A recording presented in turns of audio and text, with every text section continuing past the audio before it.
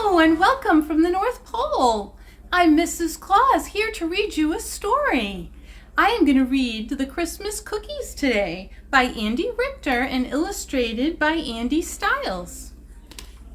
Let's get started.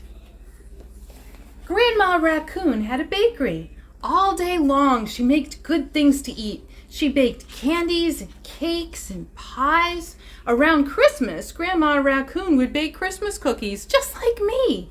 She made the best cookies in all the town. One day, Grandma Raccoon put a sign on the window of the bakery. Everyone gathered around to read the sign on the window. "Look," said Ernie Squirrel, "the sign says help wanted. Let's see if we can help Grandma Raccoon." They walked into the bakery and they saw Grandma Raccoon running around the kitchen. She was out of breath. "Grandma Raccoon," said Kara, "we came to help." "Quickly, my friends," said Grandma Raccoon, "put on your aprons. I need help making Christmas cookies." "But first," said Grandma Raccoon, "we must move the stove closer to the table. That way we won't have to run back and forth as much." So they pushed the stove. They puffed and they panted. The stove was heavy. Finally, they pushed it next to the table. "No time to waste," said Grandma Raccoon. "It's time to make Christmas cookies." Soon, they were all busy. Grandma Raccoon measured the flour and sugar. Ernie Squirrel cracked the eggs into the mixing bowl and poured the milk. Kara Woodchuck put sprinkles on the cookies. "We're going to give these cookies to some special people," said Grandma Raccoon. "Who?" asked Ernie. Just as Grandma Raccoon was about to answer, someone walked into the bakery door. "Hello, Darnell dear," said Grandma Raccoon. "I saw your sign," said Darnell. "May I help?" "Of course," said Grandma Raccoon with a smile. "Oh no," whispered Kara. "Darnell dear is slow and clumsy."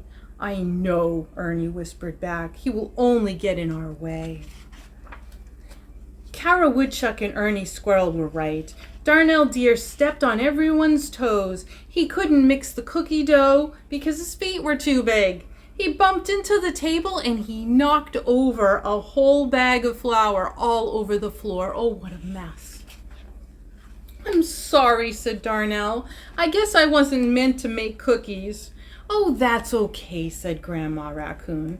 "Wait, something is wrong." She opened the stove. "The cookies are not baking. The stove is broken." "Let me look at the stove," said Darnell. Darnell Deer looked inside the stove. He looked on top of the stove. He looked behind the stove. "I found the problem," said Darnell. "The stove is unplugged." "Oh my, we must have unplugged it when we moved the stove," said Grandma Raccoon. Everybody laughed. Grandma Raccoon plugged the stove into a closer outlet.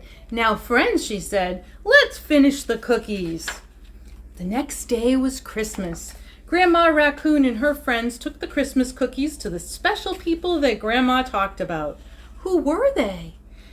They were sick children in the hospital. Darnell carried the big sack of cookies while the others passed them out to the children.